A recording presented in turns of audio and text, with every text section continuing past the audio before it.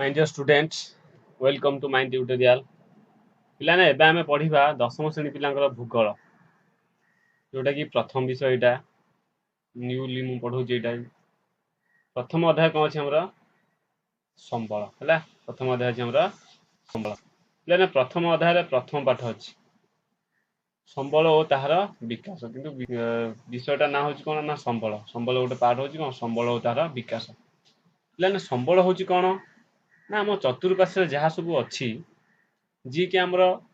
बास करिबार सहाय्य करूछि जे आमे रहिबारे सहाय्य करूछि बा हमर आवश्यकता मेंटेन करूछि ताको हम कोन कहबा ना संबल कहबा आ तार विकास सेही जो संबल सब आमे विभिन्न प्रकार संबल अछि ताको हम केमति विकास करूछि से विषय आमे आज आलोचना करिबा हला त प्रथमे कोन अछि देखो पिलाने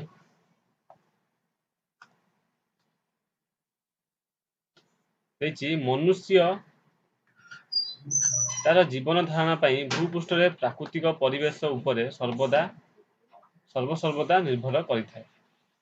चतुर्पार्श्व रे परिवेश रु विभिन्न प्राकृतिक वस्तु को प्रत्यक्ष बा परोक्ष भाव रे विनियोग करी से तार जीवन यापन आवश्यकता पूर्ण करथाय प्लान कोन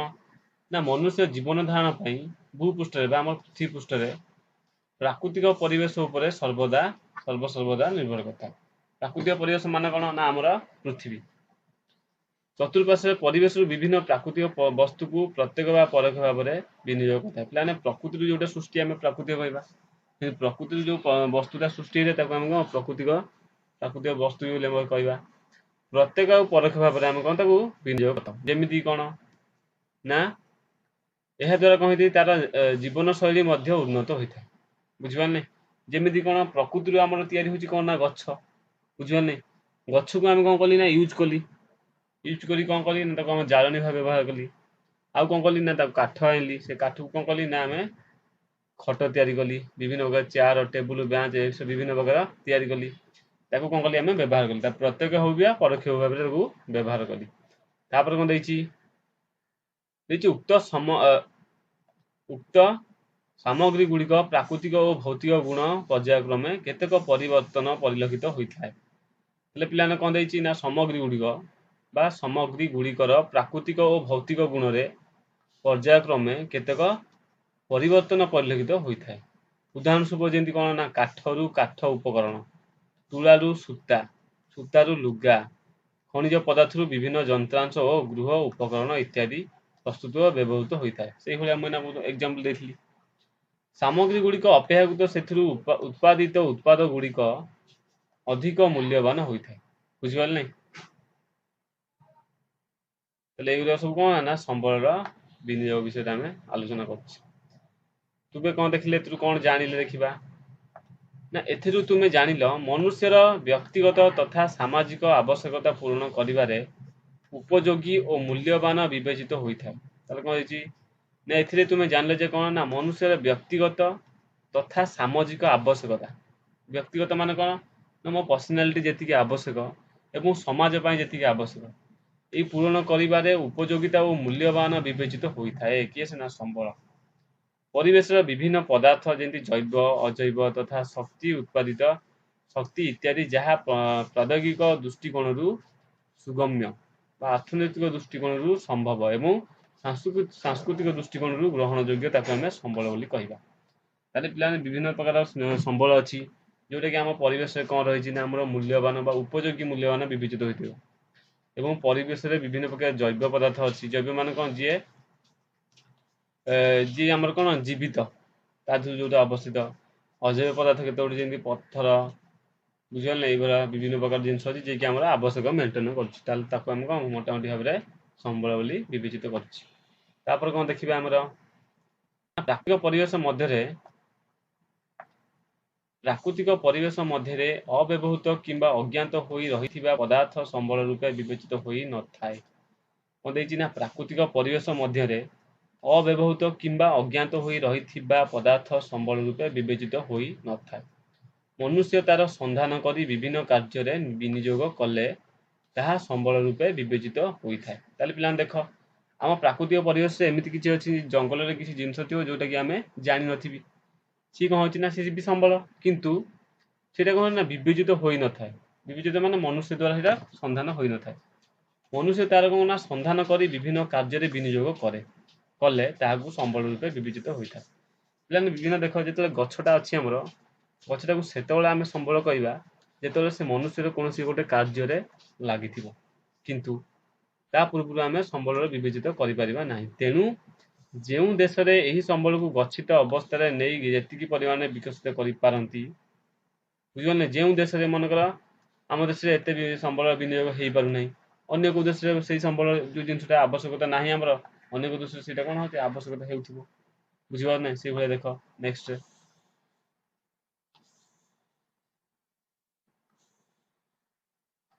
ସେଇ ଦେଶରେ ଅର୍ଥନୈତିକ ଅବସ୍ଥା ସେତିକି ପରିମାଣରେ ସମୃଦ୍ଧ ବା ଉନ୍ନତ ହେଲା। ତାହେଲେ ଯିଏ ଯୋଉ ସମ୍ବଳର ୟୁଜ୍ କରି ଭଲସେ କରିପାରିବ ତାର କଣ ସେ ଦେଶଟା ସେତେ ସମୃଦ୍ଧ ବା ଉନ୍ନତ ସମୃଦ୍ଧ ତ ନା ଉନ୍ନତ ହେଲା। ଏହି ସମ୍ବଳ ଗୁଡ଼ିକ ମଧ୍ୟରେ କେତେକ ସମ୍ବଳ ସିଧାସଳଖ ବ୍ୟବହାର କରାଯାଇଥିବା ବେଳେ ଅନ୍ୟ କେତେକ ସମ୍ବଳ ବିଭିନ୍ନ ଉପାୟରେ ରୂପାନ୍ତରିତ କରି ବ୍ୟବହାର ଉପଯୋଗୀ କରାଯାଇଥାଏ। ବୁଝିପାରିଲେ ନାହିଁ? ତାହେଲେ କେତେକ ସମ୍ବଳ ଅଛି ଯୋଉଟା କି କଣ ନା ଡାଇରେକ୍ଟ ବ୍ୟବହାର କରାଯାଉଛି, ଯୋଉଟା ସମ୍ବଳ ଅଛି ନା ତାକୁ ରୂପାନ୍ତରିତ କରିକି ଆମେ ବ୍ୟବହାର କରୁଛୁ। ଯେମିତି କଣ ନା ଲୁହା ଖଣିରେ ଲୁହା ପଥର ଅଛି, ଲୁହା ପଥରରେ କଣ ଅଛି ନା ଲୁହାରୁ ପଥରରୁ ଆମେ କଣ କଲେ ନା ଲୁହାଟାକୁ ବାହାର କଲି, ସେ ଲୁହାଟାକୁ ବିଶୋଧନ କରିକି ତାକୁ ଆମେ କଣ ବିଭିନ୍ନ କାରଖାନାରେ ବ୍ୟବହାର କଲେ ଏବଂ ବିଭିନ୍ନ ପ୍ରକାର ଯେମିତି ଆମର ବିଭିନ୍ନ ପ୍ରକାର ଯନ୍ତ୍ରାଂଶ ପ୍ରସ୍ତୁତ କରିବାରେ ସାହାଯ୍ୟ କରିବ ହେଲା। ଏହି ରୂପାନ୍ତରଣ ପ୍ରକ୍ରିୟା ପ୍ରାକୃତିକ ପରିବେଶରେ ପ୍ରକୃତି ବା ମନୁଷ୍ୟ ପ୍ରୌଦ୍ୟୋଗିକ ଓ ଅନୁଷ୍ଠାନଙ୍କ ମଧ୍ୟରେ ଥିବା ପରସ୍ପର ନିର୍ଭରଶୀଳ ଉପରେ ନିର୍ଭର କରେ। ହେଲା ଏଇ ଯୋଉ ପ୍ରକ୍ରିୟାଟା କିଏ କରୁଛି ନା ବିଭିନ୍ନ ମନୁଷ୍ୟ କରୁଛି। ମନୁଷ୍ୟ କୋଉଠି କରୁଛି ନା ପ୍ରୌଦ୍ୟୋଗିକ ଅନୁଷ୍ଠାନ ଯେମିତି କମ୍ପାନୀ ଆମର ବିଭିନ୍ନ ପ୍ରକାର କମ୍ପାନୀ ଅଛି ବିଭିନ୍ନ କାର୍ଯ୍ୟ କରିବା ପାଇଁ ସେଇ ଭଳିଆ ସବୁ ସାହାଯ୍ୟ କରୁଛି। ଏଠି ଗୋଟେ ଟ୍ରାଙ୍ଗେଲ ଅଛି ଦେଖ, ସେ ଟ୍ରାଙ୍ଗେଲରେ କଣ ଦେଇଛି, ଏଠି ଦେଇଛି କଣ ନା ଭୌତିକ ପରିବେଶ ଯେମିତି କଣ ନା ପ୍ରକୃତି ଆମର ହେଲା, ଆମର ପ୍ରକୃତି ଏଇଟା ହଉଛି ପ୍ରୌଦ୍ୟୋଗିକ ମାନେ ବିଭିନ୍ନ ପ୍ରକାର କମ୍ପାନୀ, ଏଇଟା ହଉଛି ତାର ଅନୁଷ୍ଠାନ ମାନେ ଯୋଉଟା ଆଦାନ ପ୍ରଦାନ ତାକୁ ଚଳଉଛି କିଏ, ତାକୁ ଚଳଉଛି ହଉଛି ମନୁଷ୍ୟ। ତାହେଲେ ମେନ୍ ଭୂମିକା କାହାର, ମନୁଷ୍ୟ। ମନୁଷ୍ୟ ପ୍ରଥମେ କଣ କରୁଛି ନା ଭୌତିକ ପରିବେଶକୁ ସନ୍ଧାନ କରିବ, ବିଭିନ୍ନ ପ୍ରକାର କମ୍ପାନୀ ତାକୁ କଣ କରିବ ନା ତାକୁ ବିଶୋଧନ କରିବ କି ବିଭିନ୍ନ ପ୍ରକାର ତିଆରି କରିବ ଏବଂ ବିଭିନ୍ନ ପ୍ରକାର ଅନୁଷ୍ଠାନ ଅଛି ଯିଏକି ତାକୁ ମାନେ ବିଭିନ୍ନ ସ୍ଥାନକୁ ପଠେଇବ ହେଲା। ମନୁଷ୍ୟ ପ୍ରକୃତି ଅନୁଷ୍ଠାନ ଓ ପ୍ରୌଦ୍ୟୋଗିକ ମଧ୍ୟରେ ଅନ୍ତର୍ନିର୍ଭରଶୀଳ, ତାର ମନୁଷ୍ୟ ହଉଛି ମେନ୍, ବୁଝିପାରିଲେ, ମନୁଷ୍ୟ ହଉଛି ଏଠାରେ ଆମର ମୁଖ୍ୟ ହେଲା। ତାପରେ କଣ ଦେଇଛି ଦେଖ,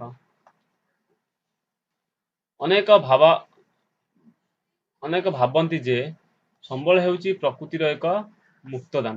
ସମସ୍ତେ କେତେ ଗୁଡ଼ିଏ ଲୋକ ଭାବନ୍ତି କଣ ନା ସମ୍ବଳ ହେଉଛି ପ୍ରକୃତିର ଗୋଟେ ମୁକ୍ତ ଦାନ, ମାତ୍ର ଏହା ଯଥାର୍ଥ ନୁହେଁ, କିନ୍ତୁ ଏଇଟା ଯଥାର୍ଥ ବା ସତ୍ୟ ନୁହେଁ। ସମ୍ବଳ ହେଉଛି ମାନବୀୟ କାର୍ଯ୍ୟକଳାପର କ୍ରିୟାତ୍ମକ ବସ୍ତୁ। ମାନେ କଣ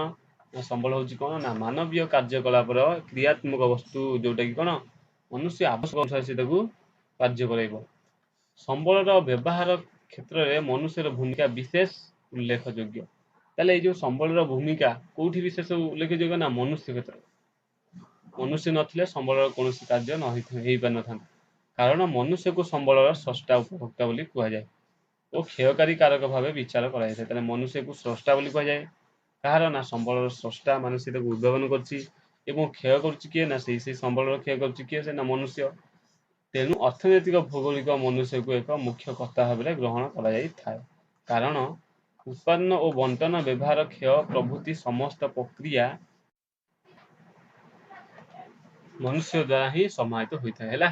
ସେଥିପାଇଁ ମନୁଷ୍ୟକୁ ମଧ୍ୟ ଏକ ସମ୍ବଳ ଭାବରେ ଗ୍ରହଣ କରାଯାଇଥାଏ, ଯାହା କଣ କୁହାଯାଏ ନା ମାନବ ସମ୍ବଳ ବୋଲି କୁହାଯାଏ। ତାହେଲେ ମନୁଷ୍ୟକୁ କାହିଁକି ଆମେ ମାନବ ସମ୍ବଳ କହିବା ନା ମନୁଷ୍ୟକୁ ମାନବ ସମ୍ବଳ କହିବାର କାରଣ ହଉଛି ନା ମନୁଷ୍ୟ ହଉଛି ପ୍ରତ୍ୟେକ ସମ୍ବଳର ସ୍ରଷ୍ଟା ଉପଭୋକ୍ତା, ବୁଝିପାରିଲେ ନାହିଁ, ଏବଂ ତାକୁ ବିନାଶ ବି ସେ କରିବ ହେଲା। ତାକୁ ସେଥିପାଇଁ କଣ ମନୁଷ୍ୟକୁ ଆମେ କଣ କହିବା ନା ମାନବ ସମ୍ବଳ। କୌଣସି ଦେଶରେ ଲୋକମାନଙ୍କ ଜୀବନ ଧାରଣ ମାନ ଉକ୍ତ ଦେଶରେ ସମ୍ବଳ ଓ ଜନସାଧାରଣଙ୍କ ଗୁଣ ଓ ଆକାର ଉପରେ ନିର୍ଭର କରିଥାଏ। ତାହେଲେ ଫାଷ୍ଟ କଣ ନା କୌଣସି ଦେଶରେ ଲୋକମାନଙ୍କ ଜୀବନ ଧାରଣ ମାନେ ଉକ୍ତ ଦେଶର ସମ୍ବଳ ଓ ଜନସାଧାରଣ ଗୁଣ ଓ ଆକାର ଉପରେ ନିର୍ଭର କରିଥାଏ। ଯେମିତି କଣ ମନେକର କୌଣସି ଦେଶରେ ଉନ୍ନତ ମାନର ହୋଇଥିବ, ଦେଶଟା ଯଦି ଉନ୍ନତ ମାନର ହେଇଥିବ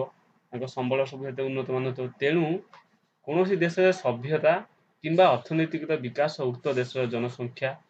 ପ୍ରାକୃତିକ ସମ୍ବଳ ଓ ମନୁଷ୍ୟମାନଙ୍କର ସମ୍ବଳ ବ୍ୟବହାରକାରୀ ଗୁଣ ଉପରେ ନିର୍ଭର କରିଥାଏ। ତାହେଲେ ବର୍ତ୍ତମାନ ସମ୍ବଳକୁ ମୁଖ୍ୟତଃ ଆମେ 4 ବିଶେଷତ୍ୱ ହେଉଛି କଣ ନା ସମ୍ବଳର 4 ବିଶେଷତ୍ୱ ହେଉଛି କଣ, ଫାଷ୍ଟ ହେଉଛି କଣ ଦେଖ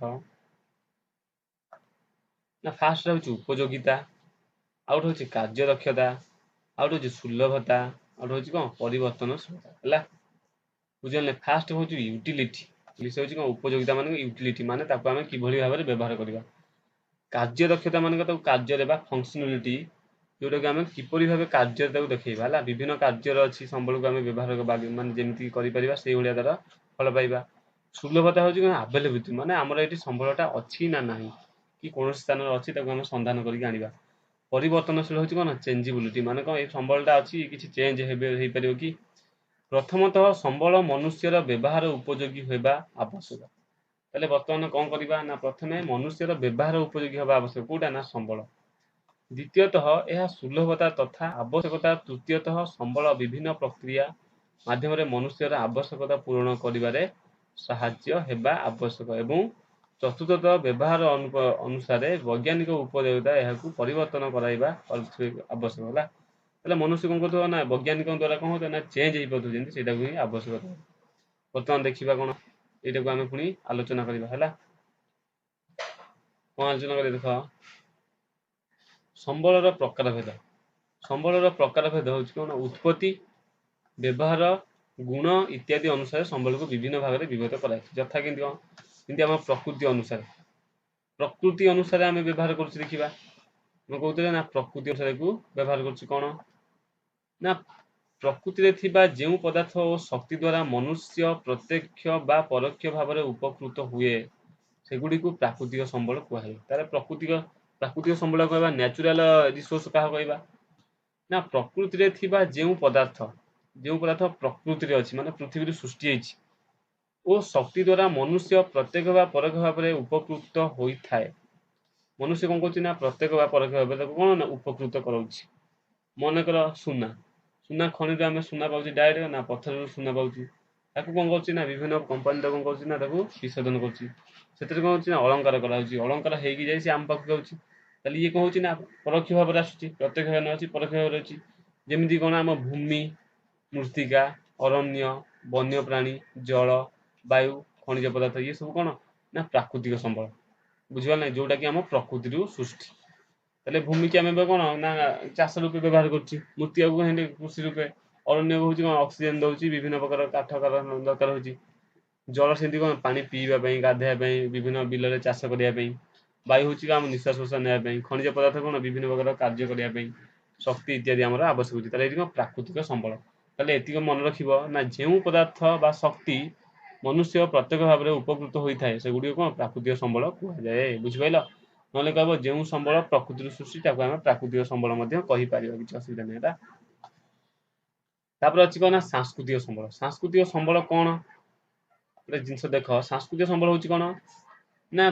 सभ्यतार विकास क्रम रे मनुष्य निजर दक्षता और कारीगरी ज्ञान कौशल माध्यम रे प्राकृतिक संबल को रूपांतरित करी किंबा अविकल भाव रे विभिन्न उपाय रे व्यवहार उपयोगी करि पारे विभिन्न बुझिबाच नै विभिन्न माने मनुष्य कोन करथिबो ना विभिन्न प्रकार जेंति कि हमर गछ को काटी की ताकू ता धरे पट्टा करी ता धरे खट करिवो ता होछि कोन सांस्कृतिक संबल माने विभिन्न प्राकृतिक संबल को मानवतार व्यवहार उपयोगी करि परछि हला जेमिति कोन देखि देछि कोन देखो मनुष्य सांस्कृतिक और अर्थनैतिक अनुष्ठान शिल्प शिक्षा स्वास्थ्य गमनागमन वाणिज्य अर्थ लगान अर्थ संचालन सामाजिक राजनैतिक अनुष्ठान एही संबल अंतर्गत एबे बुझि पाइलो माने म देखो पत्थर को काटी के हमें रोड तयारीबा विभिन्न अनुष्ठान तयारीबा गमनागमन पथ वाणिज्य व्यवसाय सब कोन ता द्वारा हेइ थाए तापर हम देखिबा मानव संबल तापर देखिबा हमें मानव संबल कोन ना ह्यूमन रिसोर्स मनुष्य को स्वतंत्र भाव रे एक विशिष्ट संबल भावे विवेचित करे मनुष्य एवं तार परिवेश और सांस्कृतिक संगठन मिलित प्रक्रिया रे संबलर सृष्टि होई थाए ताले पिलान मनुष्य एवं सांस्कृतिक ए दुटा को मिसी कोन होची ना संबल तयारी होची जेमिति हम संरचना संस्थान गुणवत्ता इत्यादि होची मनुष्य द्वारा ही संभव होची ताले ई जो सब संबल किए से साधन करची त करची के ना मनुष्य हला ताले वर्तमान देखिया उत्पत्ति अनुसार बा रिसोर्स पुणी उत्पत्ति अनुसार मुख्यतः केते हेबा दी भाग रे कोन कोन ना जैव संबल आउट होची अजैव संबल जैव संबल कोन बुझियो ना जैव संबल कोन देखिबा जैव संबल होची कोन ना एहा जैव मंडल रे अंतर्गत सजीव वस्तु माने जो जिनसटा जीवित ताकू आमे जैव संबल कहया जेमति मनुष्य प्राणी उद्भिद अणुजीव पशुपक्षी माछ जोउतरे जीवन थाए ताकू आमे जैव संबल कहबा ताथु जो संबल सब तयारी होते ताकू आमे जैव संबल कहबा अजैव संबल कोन ना एगुडी को अजैव अथवा निर्जीव वस्तु एटा होची जीवित एटा होची निर्जीव कुडा जैव माने जीवित अजैव माने निर्जीव जता भूमि शिला जल मृत्तिका खनिज पदार्थ ये सब कोन ना अजैव संबल बर्तमान देखियो व्यवहार और सुलभ अनुसार संबल को केते होते से आमे देखिबा कोन देखिबा ना व्यवहार माने किभली भाबे व्यवहार करछि से देखो असरंती बा अक्षय संबल पिला माने देखो जो संबल को असरंती संबल कहबा ताको हम अक्षय संबल कहबा अक्षय माने को जो संबल सरिबो नाही माने कोन देखो ना जेउ संबल मनुष्य बारंबार व्यवहार सत्ते निशेष हुए नाही निशेष हुए ना माने शेष हुए नाही सेगुडी को असरंती बा अक्षय संबल आमे कहबा अब समस्त बुझी पाइला जेउ संबल को आमे बारंबार व्यवहार द्वारा ताहा सरे नाही ताको आमे अक्षय संबल बा असरंती संबल बोली कहबा जेमति कि एग्जांपल होची कोन ना सौर शक्ति वायु जल ए सब विभिन्न प्रकार संबल जोटा कि आमे सरीबा खाइबा द्वारा बा आमे व्यवहार करबा द्वारा ताहा सरे नाही जेमति कोन जे देखो वायु को तमे निश्वास प्रश्वास नउछ ता सरी जाउछि कि सरुनी सौर शक्ति की तमे जते खरा व्यवहार कर भी से सरी जाउछि कि सरुनी सेंति होची कोन ना असरंती संबल होची कोन केबे सरीबो नाही लेना सरंती संबल कोन ना सरंती संबल होची जेउ संबल मनुष्य व्यवहार द्वारा जेउ संबल क्रमतः ह्रास पाए किंबा शेष होई जाए ताको आमे कोन आशंका था शेष होई जाय आशंका थाए ताको आमे असरंती संबल बा सीमित बा क्षयशील संबल बोली कहबा लेना सरंती संबल जहा कहबा सीमित संबल ताकू कहबा क्षयशील संबल ताकू भी कहबा एबे समस्त बुझी पाइलो जो संबल व्यवहार करा सरी जाए जेंति हमर पेट्रोलियम जे खनिज जेते व्यवहार करे सेते सरी सरी जीव कोइला सरी सरी जीव विभिन्न खनिज पदार्थ ए भी सरी सरी जीव बुझी पाने वर्तमान हम जे नेक्स्ट पेज को देखो परिमाण अनुसार है परिमाण अनुसार कोन देखिबा ना परिमाण अनुसार हम मुख्यतः संबल केते व्यक्त कले दी बार उठ होची कोन अपूरणीय संबल उठ होची कोन अविराम संबल किंबा पूरणीय संबल अपूरणीय संबल माने कोन ना जेउ संबल मनुष्यर व्यवहार द्वारा संपूर्ण शेष होई जाए अपूरणीय संबल माने कोन ना जेउ संबल मनुष्यर व्यवहार द्वारा संपूर्ण शेष होई जाए एवं पुनः सृष्टि करा जाई पारे नाही ताको आमे अपूरणीय संबल कहबा जेमति कोन खनिज पदार्थ जदि मन कर पेट्रोलियम जदि सरी गला ताको आमे आउथरे पेट्रोल हेइ परछि कि हेइ परनी पुनी आउथरे पेट्रोलियम द्रव्य को आनी ताको विसर्जन करा कि पेट्रोल तयार होछि जेमति खनिज तैल कोइला कोइला जेतले सरी जाउछि पोडी दउछि आमे कोइला को आउथरे तयारी करछि कि तयारी करनी सेमति कोन ताको कोन कहले ना अपूरणीय संबल बोली आमे कहबा जो संबलटा कोन ना पूरण हेइ परियो नै तले देखिबो जेउ संबल व्यवहार द्वारा संपूर्ण सरी जाए ताको आमे कोन कहना अपूर्ण संबल सेमति अविराम संबल देखियो अविराम संबल कोन ना देखो किंबा पूरणीय संबल अविराम जी हेटाको पूरणीय संबल भी कहबा ना जे मनुष्यर व्यवहार द्वारा जेउ संबल परिमाण रे कोनोसी ह्रास परिलक्षित हुए नाही ताको आमे कोन अविराम संबल बा पूरणीय संबल भी कहबा जेमिति कोन जे जो असरंती संबल जे अविराम संबल सेया कहबा